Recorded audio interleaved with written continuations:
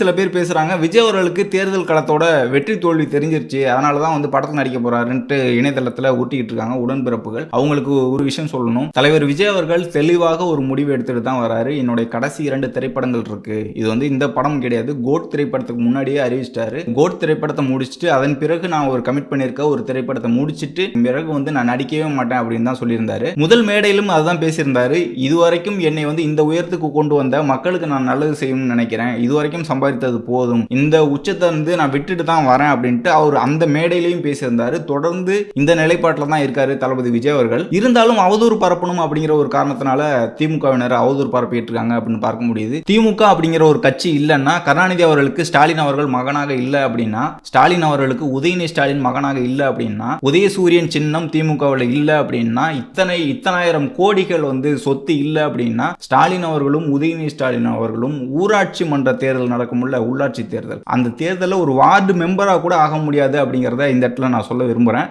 ஏன்னா அந்த அளவுக்கு தான் அவர்களுடைய தகுதி. கலைஞர் அவர்களோட மகன் அப்படிங்கிற காரணத்தினாலையும் பல ஆயிரம் கோடி சொத்து இருக்கிற காரணத்தினால தான் 2021 தேர்தலில் மக்களுக்கு பணத்தை வாரி இறைச்சி பிரசாந்த் கிஷோருக்கு பணத்தை கொடுத்து மிகப்பெரிய அளவில் விளம்பரம் செஞ்சு உதயசூரியன் சின்னத்தை வச்சு இத்தனை கட்சிகள் கூட்டணி வச்சு தான் வெற்றி பெற முடிஞ்சு. தனியா ஸ்டாலின் அவர்கள் கட்சி தொடங்கியோ உதயநிதி ஸ்டாலின் அவர்கள் தனியா கட்சி தொடங்கியோ புதிய சின்னத்தில் தேர்தலில் போட்டியிட்டு வெற்றி பெறுவார்னு சொல்லுங்க. எல்லா கட்சிகளுமே கூட்டணியில எங்களுக்கு சீட்டு அதிகமா வேணும்னு சொல்லிட்டு இருக்காங்க. இதுவே பதறாங்க திமுகவினரும். திமுக கட்சியினர் எல்லாரும் பதறிக்கிட்டு இருக்காங்கன்னு பார்க்க முடியுது. கூட்டணி அப்படின்னு ஒண்ணு இல்லைன்னா, பணம் மட்டும் திமுகவில் இல்லைன்னா, உதயசூரியன் சின்னம் இல்லைன்னா திமுகவுக்கு வெற்றி வாய்ப்புனே கிடையாது. 1967 இருந்து இன்றைய காலகட்டம் வரைக்கும் கூட்டணி வச்சு தான் திமுக வெற்றி பெற்றுக்கிட்டு இருக்கு. ஸ்டாலின் அவர்களுக்கோ உதயநிதி ஸ்டாலின் அவர்களுக்கோ மக்கள் வாக்கு செலுத்தல. பணம் கொடுக்காம திமுக வெற்றி பெற முடியாது. உதயசூரியன் சின்னம் இல்லாம திமுக வெற்றி பெற முடியாது. கூட்டணி கட்சிகள் இல்லாம வெற்றி பெற முடியாதுங்கிறத புரிஞ்சுக்கணும் திமுகவினர். தமிழக வெற்றி கழக தலைவர் விஜய் அவர்கள் அவருடைய சொந்த உழைப்புல 30 ஆண்டுகளாக திரைப்படங்கள் நடிச்சு இத்தனை கோடிகள் சம்பாதித்தாலும் இதன் பிறகு கோடிகளை சம்பாதிக்க